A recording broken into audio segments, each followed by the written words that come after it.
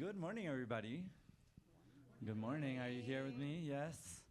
I am Felipe Estefan. I am a fellow at the Sundance Center at Harvard and also the founder of a new impact investment fund for independent production companies at the intersection of social impact and commerciality that is going to be called Curiosity Capital.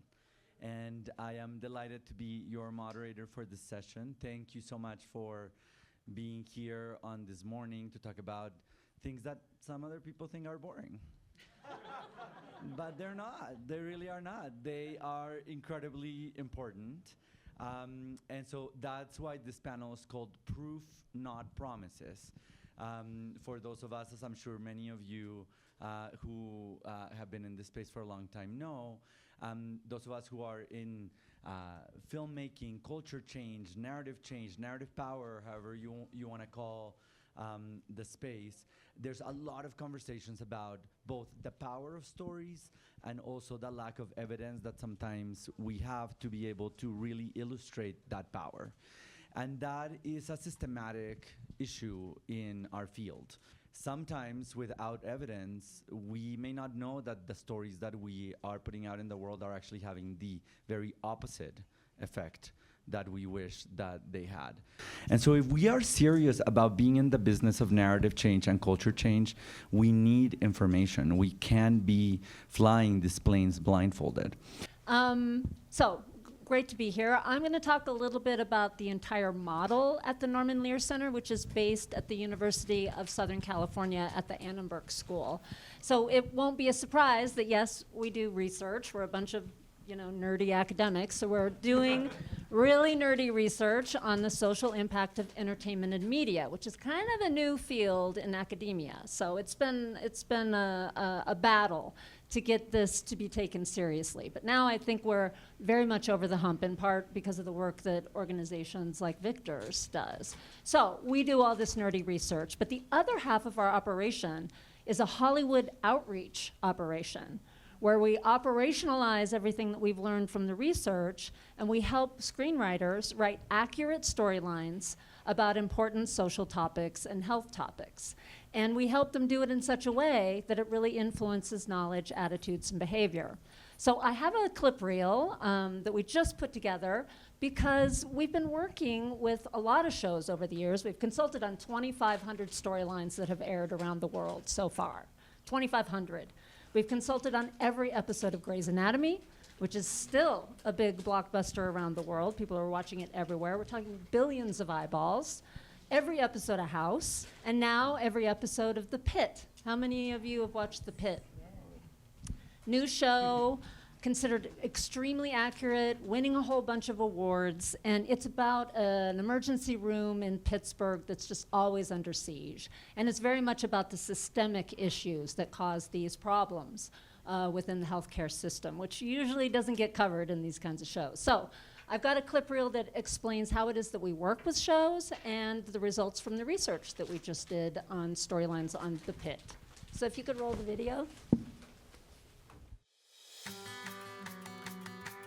I've known anecdotally the influence the storylines can have on the populace going back 30 years to when we did ER storylines. The power of television and the power of storytelling. In this venture, it was really that much more significant to us to meet with experts, get our facts and figures correct. Our primary job is to tell great, compelling, complex, emotional stories. Our commitment to accuracy has this wonderful side effect to educate not only the public, but professional audiences as well. It's really meaningful, and I also love being on something that makes the whole medical community really feel seen and appreciated, and they're just pushed to their limits right now. When I'm asked what the idea of the Norman Lear Center is, I have a two-word answer.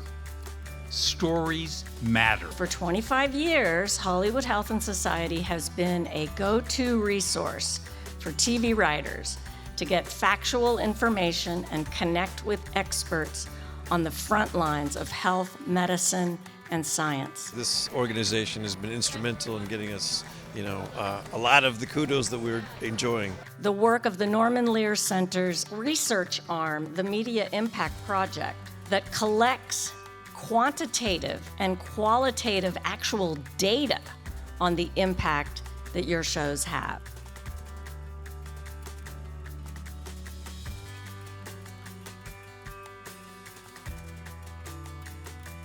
We found that 1 in 4 viewers who saw the organ donation storyline said that they actually sought more information about organ donation, and over a third of viewers of the end-of-life storyline sought more information about end-of-life planning. I think it's fantastic that they did the study to get computational data on it. All of these things that in society have a domino effect and always trickle down into the ER. When you have a format that allows you to reach millions of people every week, that comes with a certain amount of responsibility, and we take that to heart. Thanks to Hollywood Health and Society, we got an all-star team of experts, both in season 1 and season 2, to draw our storylines from. Change the narrative, change the world.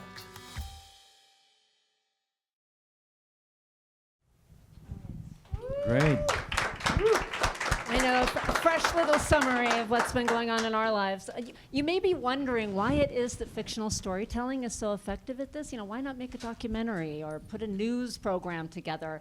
Well, it turns out that storytelling is quite sneaky, and it can sneak past the defenses and the counter-arguing that we tend to posture when somebody is trying to convince us of something.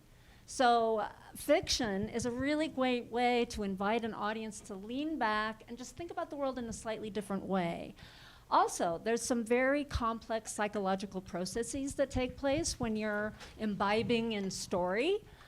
There's one thing that we actually measure quantitatively: transportation into the story, narrative immersion. We've come up with ways to actually quantify that. You can even see it in an fMRI reading of your brain when you're immersed in a story. This is biological. And also, of course, identifying with characters and the emotional response to stories. All of these factors contribute to the likelihood that you'll learn things, that you might change your attitude about something, and that you might actually live your life a little bit differently because of a story you saw. So we did this for 10 years in Hollywood and decided, we should really make this a global operation. And so we took our model to Nigeria, to India, also to Colombia. We dabbled in Mexico a little bit. It's all about funding, but we consulted on hundreds of storylines with local partners on the ground, sort of helping them scale up their operations, working with the industries that are soon, competing in size with Hollywood. Nigeria has the second largest film industry in the world right now. And so we've worked on films and TV shows and, of course, done the impact studies like the one that you heard about in this reel in order to figure out whether storylines about gender-based violence, immunizations, family planning are actually working on the audiences that are seeing them. Could I have the last slide? It's just a little summary of what I'm hoping you kind of take away from this presentation, what the Lear Center does. We're making the argument that engaging directly with the commercial entertainment industry works. They are open to it, and they will actually tell more accurate and authentic stories if they have some services to support their work. It's cost effective opposed to making the entertainment ourselves. And it's a proven pathway to social impact, just in part because the audiences are massive. And then creating a global alliance among all these different entertainment hubs around the world, it is the next logical step, especially in this historical moment. We have very, very big challenges to face. They are global. So working together across industries and with storytellers from different worlds is really the best move forward. So. Thank you so much. Give it up for Johanna. Thank you so much.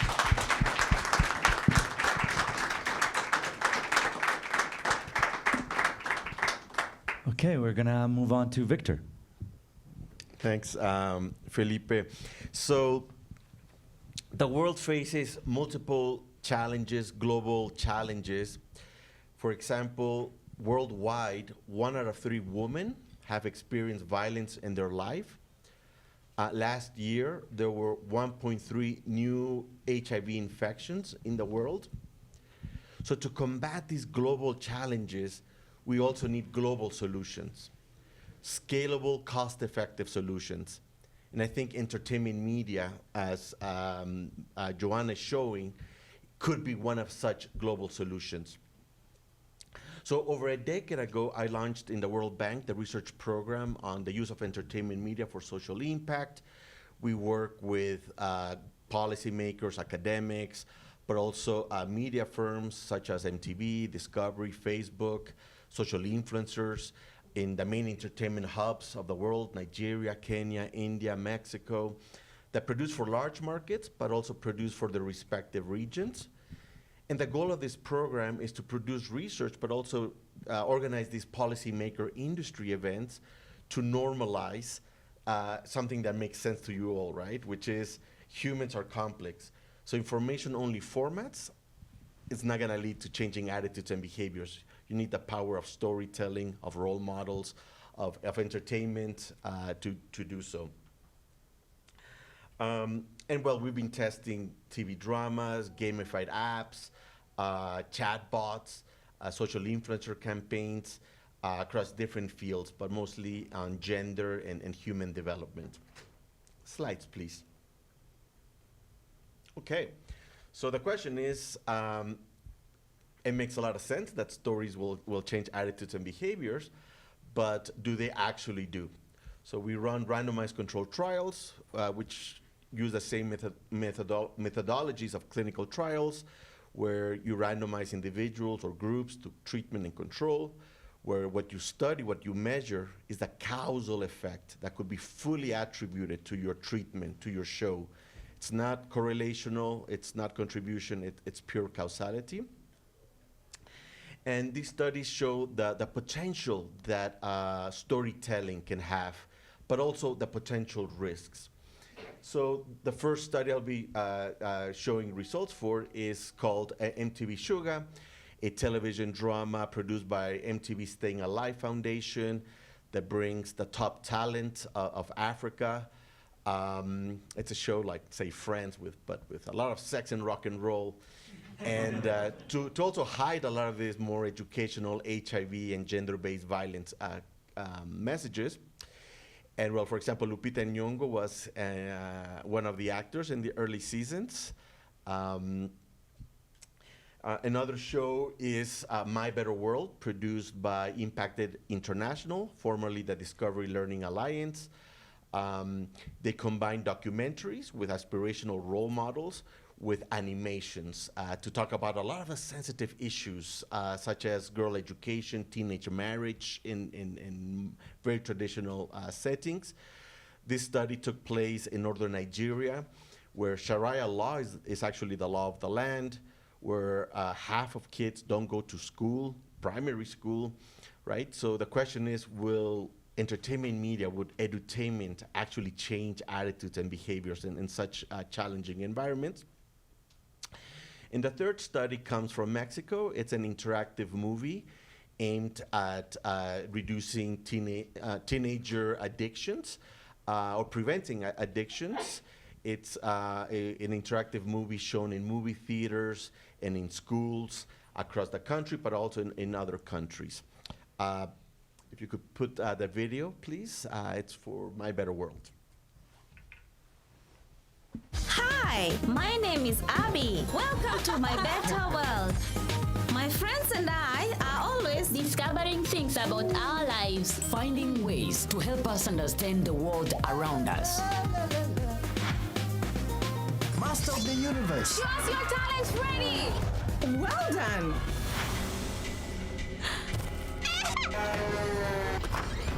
Math is so hard for me. When you work hard, you will achieve whatever you want to achieve. I was the only female out of over 100 students. If I can be focused and I'm willing to pay the price, I'll get it. That boy can fix anything. Yeah, Rosa. Show us what you got. Do it. It's fun. Well done, Abby. It really shows what we can do when we work together to make a difference. Yes! Yes! Welcome to My Better World.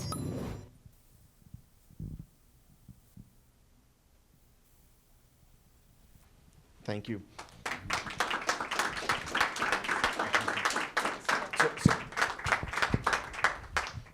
So this production won an International Emmy Award a few years ago in the Kids and Education category. And just to clarify, I'm just a boring researcher. I had nothing to do with the production.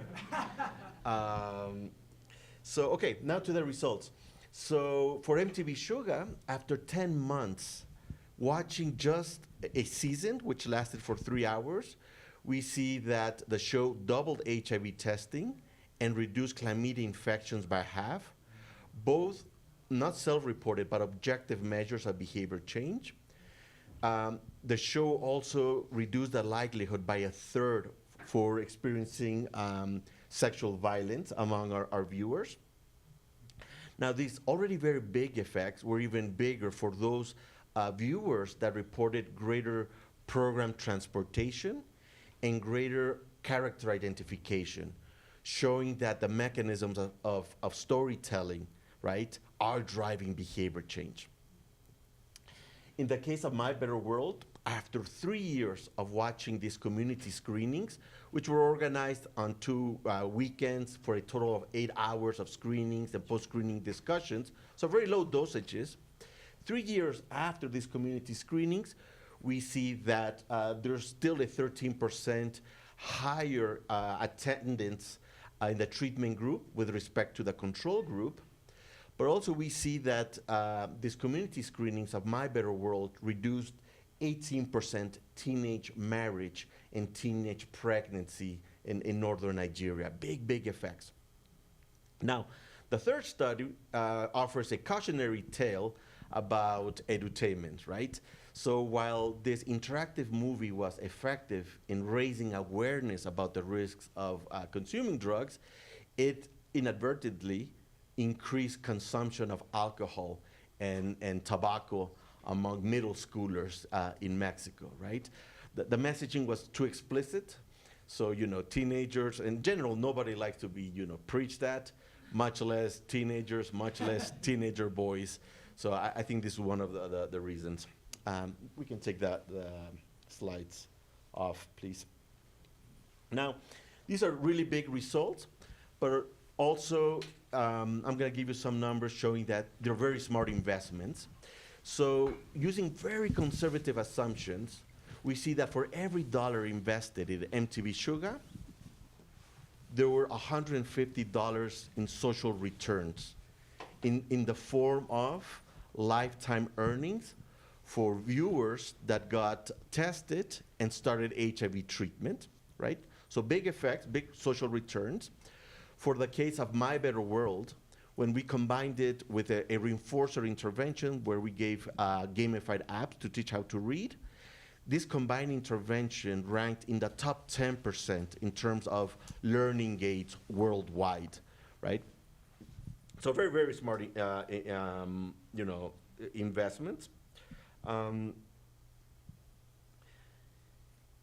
So just to conclude, these studies, these randomized controlled trials are showing that they're very effective, right? These formats when they're well done. But at the same time, this sector remains a sector of one-offs. Even successful cases like MTV Shuga, My Better World have troubles finding funding for their next seasons, right? So there's a need for more systematic, scalable partnerships within the public sector, within the private sector, but also a bridge between both sectors to produce more of such interventions, because again, the global challenges are quite big. Thank you. Thank you, Victor.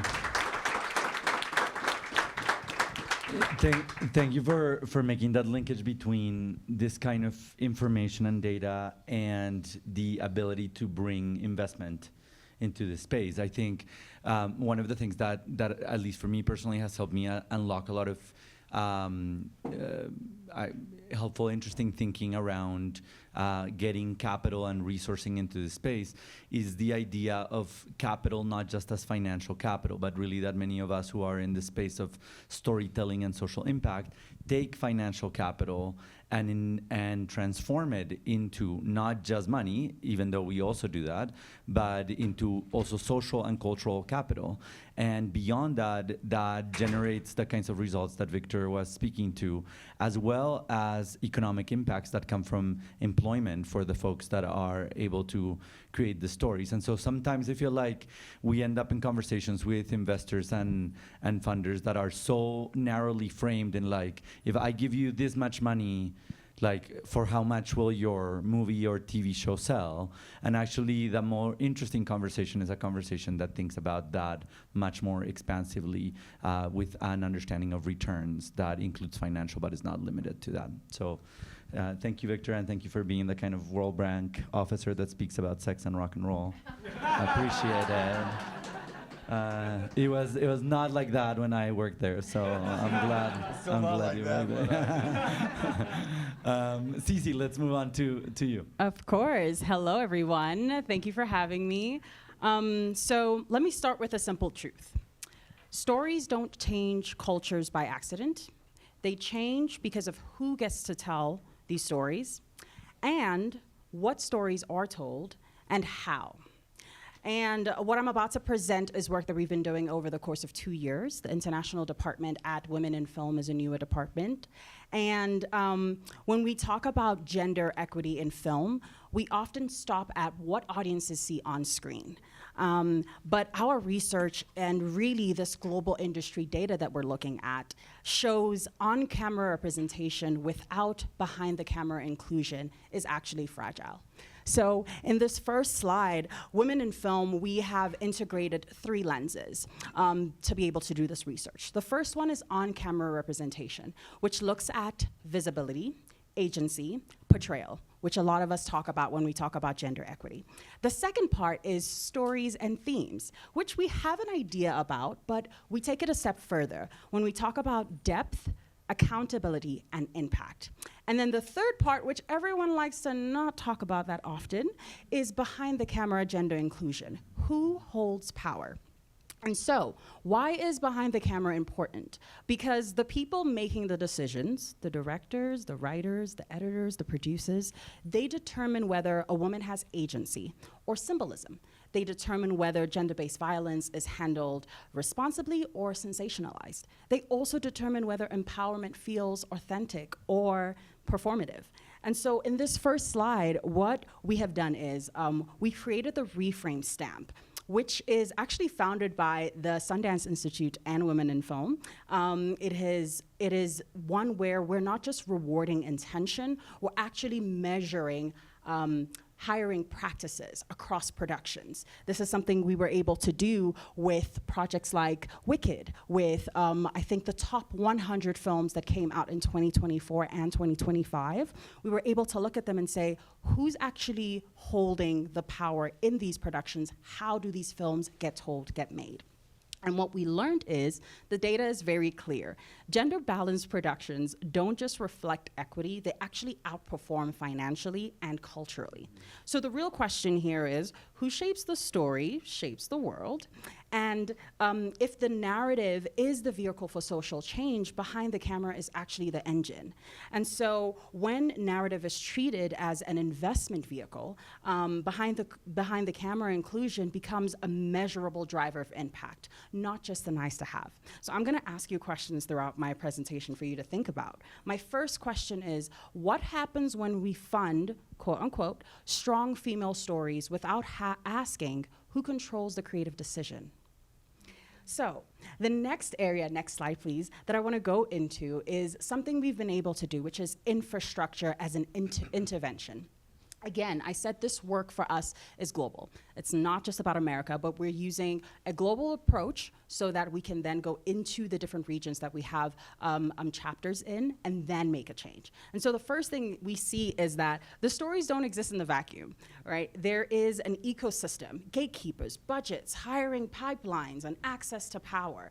And those systems ultimately determine whether impact is scalable or whether it's extractive. And so these systems honestly usually exclude women because as a society, we've created this engine of excluding women in positions of power. And so what Women in Film has done is we have been able to invest in infrastructure by creating multiple chapters. We've been able to do this across Africa. We have about 13 chapters and growing in the past 2 years. And what we've done is 3 important things. One, we're organizing local industries. So by coming in, understanding where's your industry, what do you need, where are you stuck at, and supporting the women there to form their own women in film chapters, which are independent chapters, excluded from ours but supported by us.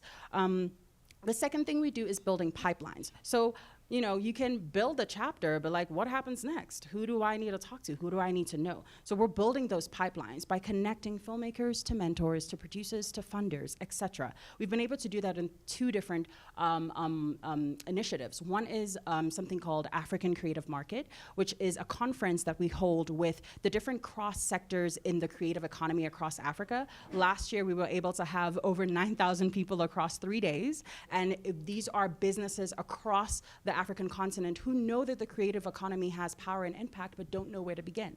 Another way that we were able to do this is also, you know, we're co-developing a co-production summit with New Zealand and India, because our work is not just in Africa, it's across the globe as well. And then the last thing is we are launching a digital platform by being able to say, okay, you have the connections, you have the chapters, but how do you get connected across the world? How do you keep this system moving with the modern world? So we're actually launching something that is, I say, IMDb and LinkedIn had a baby. Sorry if anyone from IMDb or LinkedIn is here. But understanding that we're working in regions, and from a global perspective, not everyone has access to IMDb. Not everyone understands IMDb. How do we get down to your level, use the resources we've been able to create to bring you into this global space?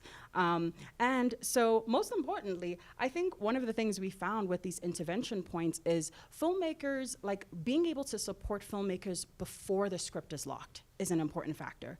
Being able to support productions before hiring decisions are finalized is important. And honestly, being able to support funders before the capital is deployed is extremely important.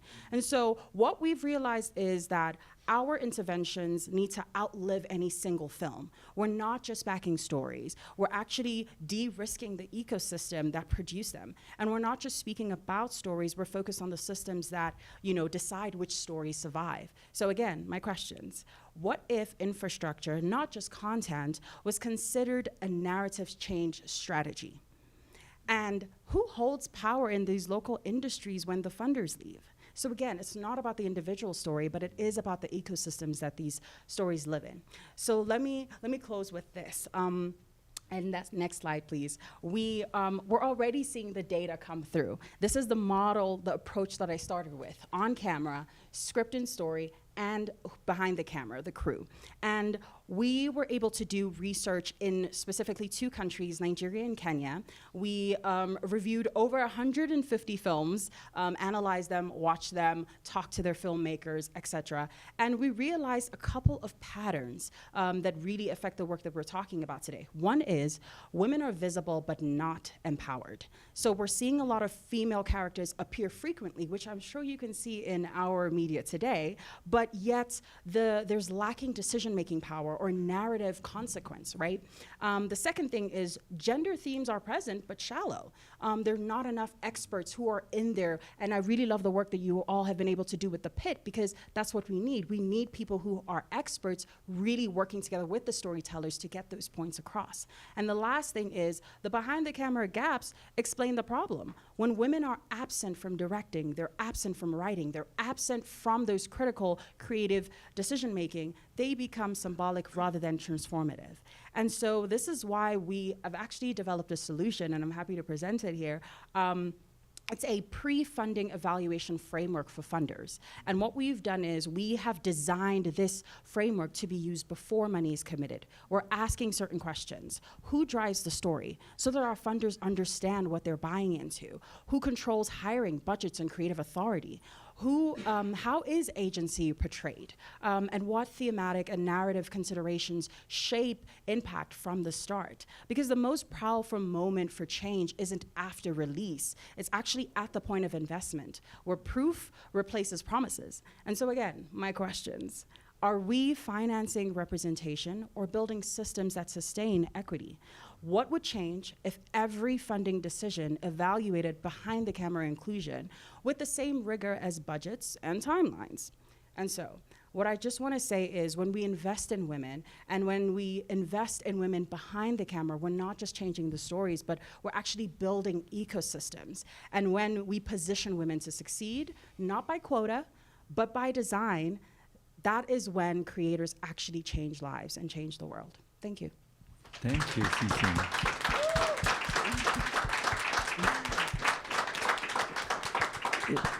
Thank you for pushing us to think beyond representation. Representation is an important marker, but an insufficient one. And also thank you for helping us think about rootedness in place and the importance of impact of stories as they're rooted in place. I think one mistake that is often made in this space is that we think, well, I would really love for people to think more like this.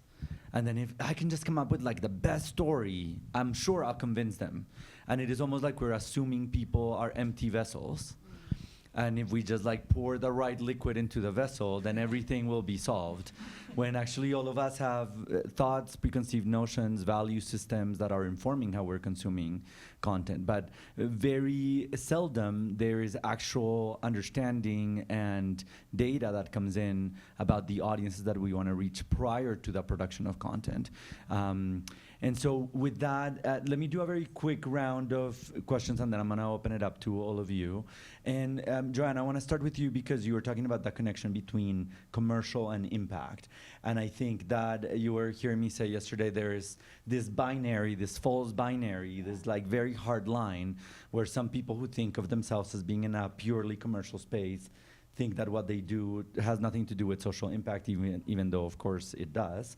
And some people that are in the social impact space think that anything that has to do with commercial is kind of dirty and bad. Dirty is the word, yeah.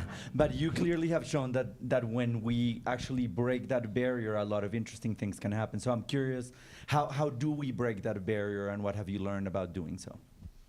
It's about diplomacy.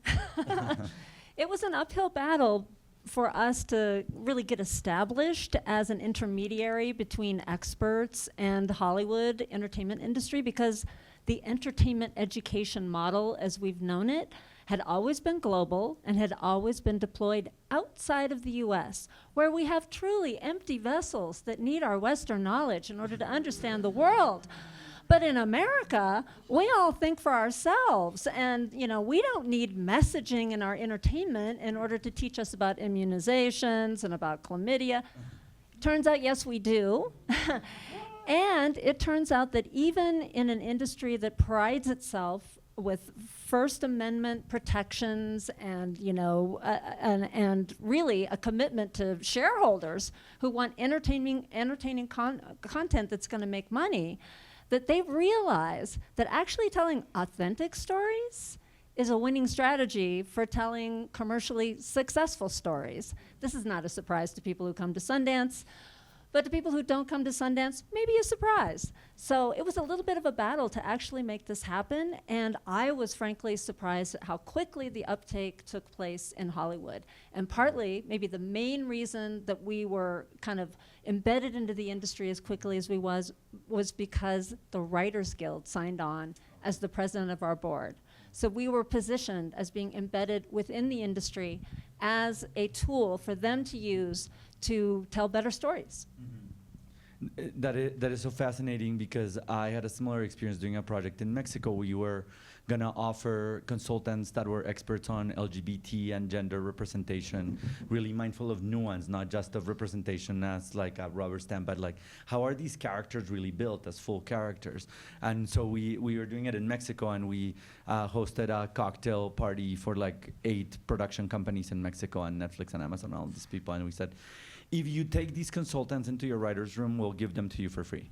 Will you do it? And in 6 months, 25 productions had taken them in. And those consultants, of course, were very good at being diplomatic on how to provide feedback, because if anyone is a writer here or has been in a writer's room, you know how careful that dynamics, how delicate the dynamics of those spaces are. But I think sometimes we presume that folks in commercial spaces wouldn't have appetite for things that are very much rooted in impact, and actually they do, and once they actually embark on that journey, they want to keep going. So thank you for sharing that. Victor, you were speaking about the kinds of partnerships that are necessary for large-scale impact, and I think you were framing it in the context of this is also good investment and good business. And so, considering that the World Bank works with governments and donors and funders, what do you think is that type of partnership that can make sure that we're building an ecosystem that is much more rooted on evidence and knowledge?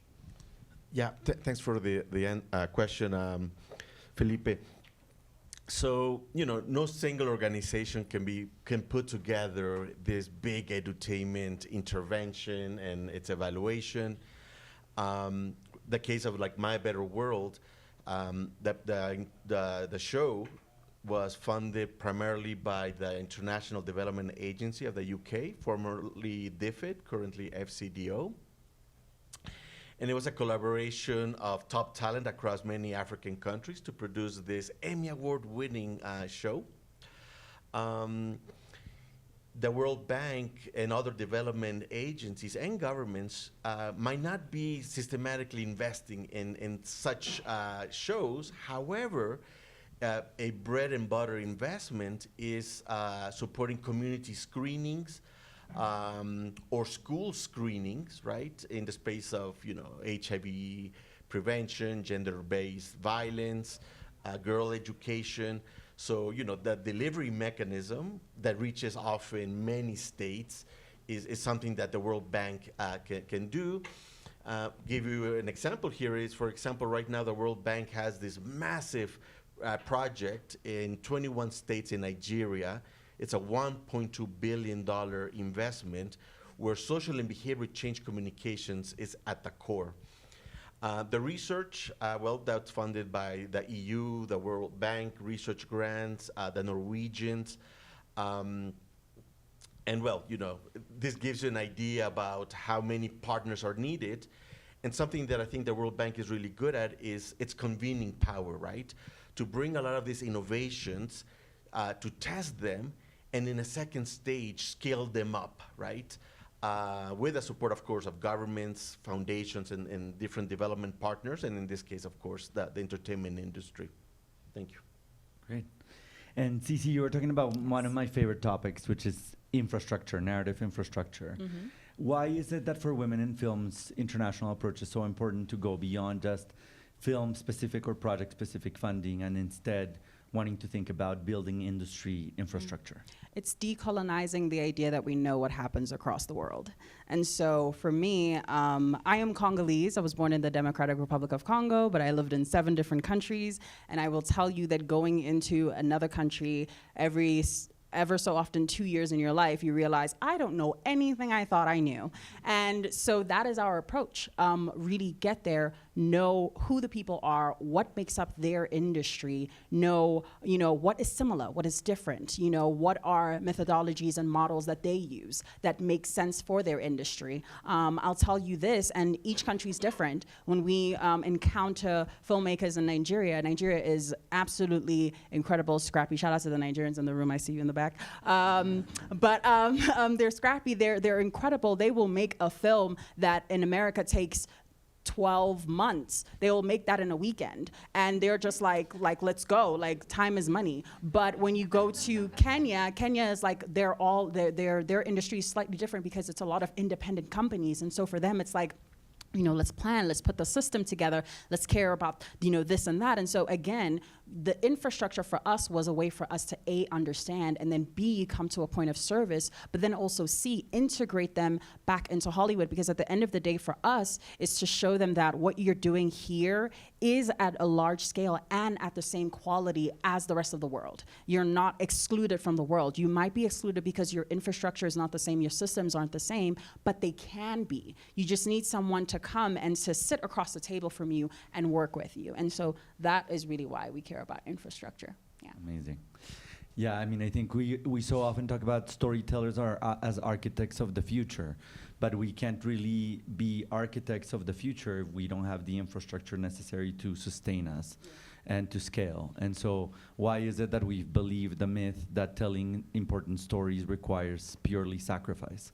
It can't be just that. It has to come alongside the support and the models that enable the creation of infrastructure that is scalable, representative, diverse, where people are taken care of, where they can take learnings and evidence and build upon it, where they can experiment with different models of financing, where they can have a slate of content, not just a singular project, where they can take parental leave and sick leave. And can I actually say that it's also a wise business decision? Yeah. Like, I have the amount of money that I hear from other people on the ground who are like, yeah, we spent 10 million and then we can't do anything. And it's a smarter decision to understand first.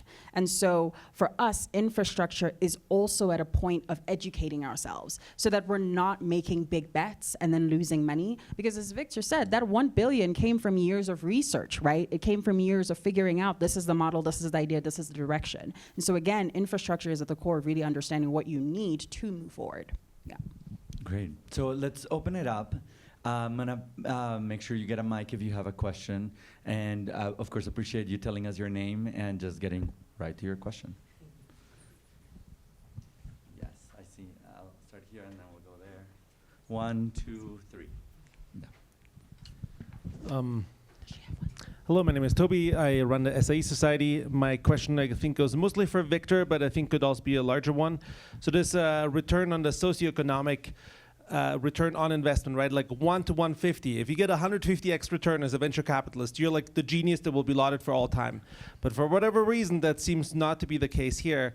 If I was a government and I know that I make a 1 to 150 and then that person pays 20% taxes, that's still like a 30x return. That's crazy. So why is not every government in the developing world saying, let's go for it? Like, this is an amazing investment. We'll make so much tax revenue if we just invest in these programs. And I think let's hold your answer. Let's get all 3 questions and then we'll come back.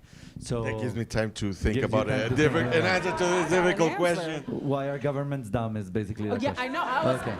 So let's go to you in the back. Well, we do. I gotta say, Colombia, my own country, has figured this out and is doing incredible tax incentives that are creating so many jobs all of a sudden. But so not all governments, but yeah. Yes, tell us your name. Hi, everyone. I'm Sheila Moravati. I'm the founder of Habits of Waste. This question is mainly for Johanna, but maybe others too.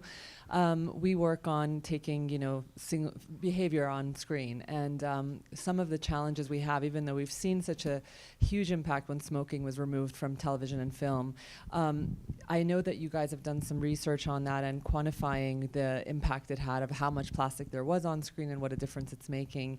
Do you guys continue to measure that? Are you working with other nonprofits in that realm to show, again, that this actually works similar to smoking, and showing sustainable props and things like that as well? Great, thank you for that. Let's finish this round of questions right here. Yes. Hi, thank you so much, Margot Fonestock from Population Media Center. I have so many questions, but I'm going to try. Ceci, I might go to you. Wonderful. I love hearing from you. I'd love to chat with you. Is the work that you're doing, particularly in the African countries, going to include TV as well? Or is this only on film? Okay, awesome. Thank you. Quick. Did you want to? Yeah, I'm going to build on Toby's question around making the business case to media partners, and this is something I know that all of you think about a lot. And are there specific metrics? In other words, how do we get the proof to make a case? It's hard for governments and funders to buy into this with those kinds of returns. How do we get concrete evidence in addition to anecdotal evidence this actually works and makes good business sense for media companies? Great. Thank you for those questions. So we have a question around returns and governments for Victor, one for Johanna, and then the final one for Ceci on the business case. So let's start with you, Victor. Cool. Thanks, Toby, for your question. I think that there's a lot of inertia, right? Especially in bureaucracies. There's a lot of risk aversion, right? And this research helps to reduce that risk aversion, right? Of bureaucrats to say, hey, it sounds crazy that we're asking you to shift some of your social behavior change communications of billboards and PSAs to soap operas, but hey, here's this research backing you up. Take that risk. Now, I think for them to take further risks, we also need to be thinking about new business models that help de-risk such projects for both the bureaucrat, but also for the private sector, right? given that there's financial returns, but also social returns. The case of MTV Shuga, it was the most popular TV drama in South Africa, right? So it's not only good from a social, but also there's financial returns.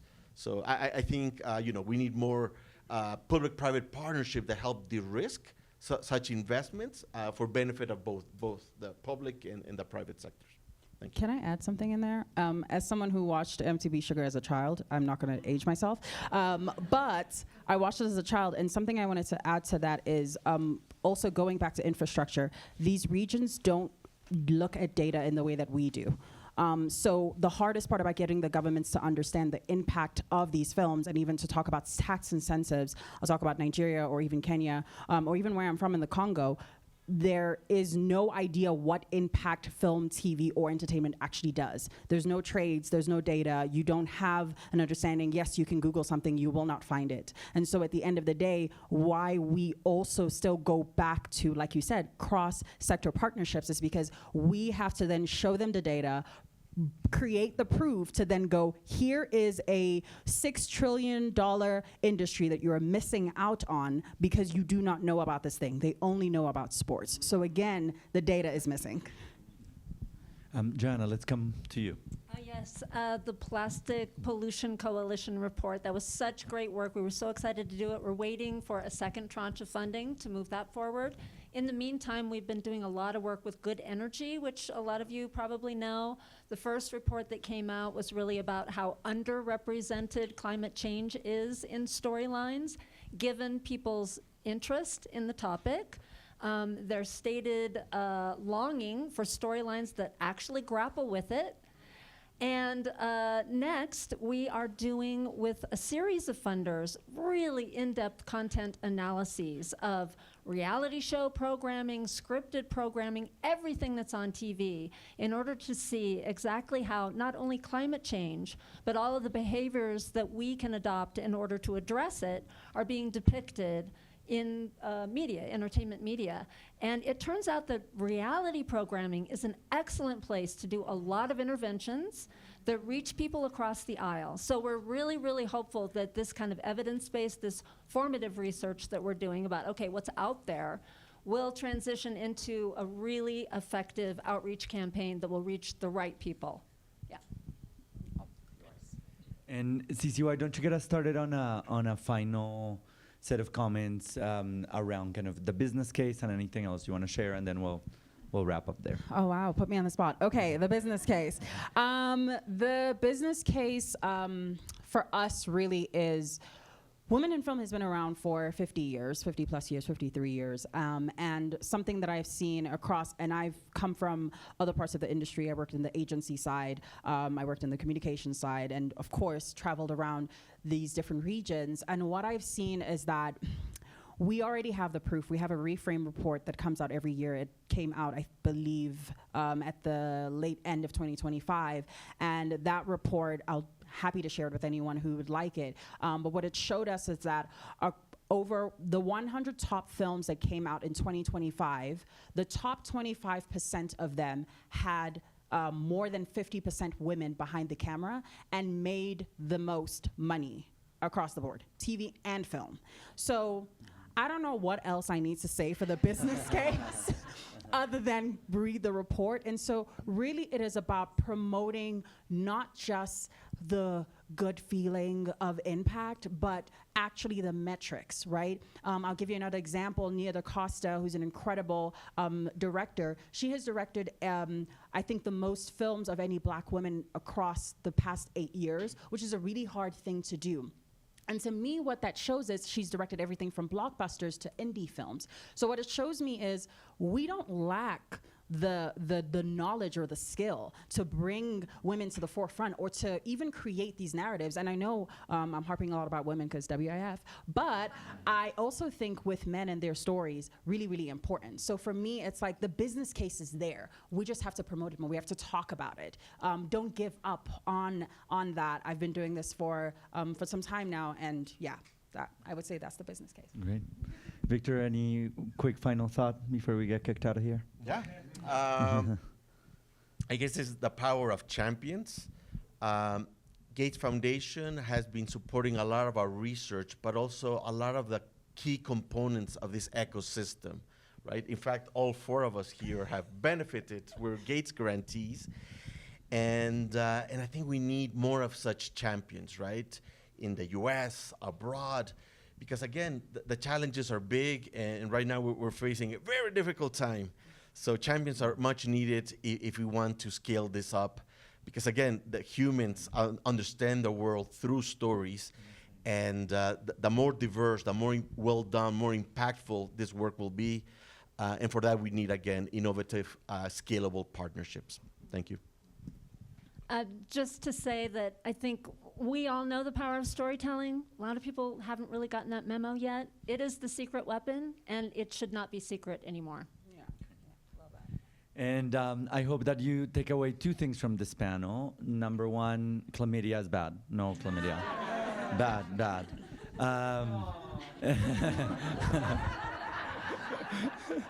And number 2, that we need more evidence and more proof, but also we have some. And the one that we have suggests that there is a very clear investment opportunity across sectors for storytelling and narrative infrastructure around the world that is at the intersection of social impact and commerciality. And we hope that you remain engaged in this conversation, and I want to ask you to please help me thank the panelists for their contributions.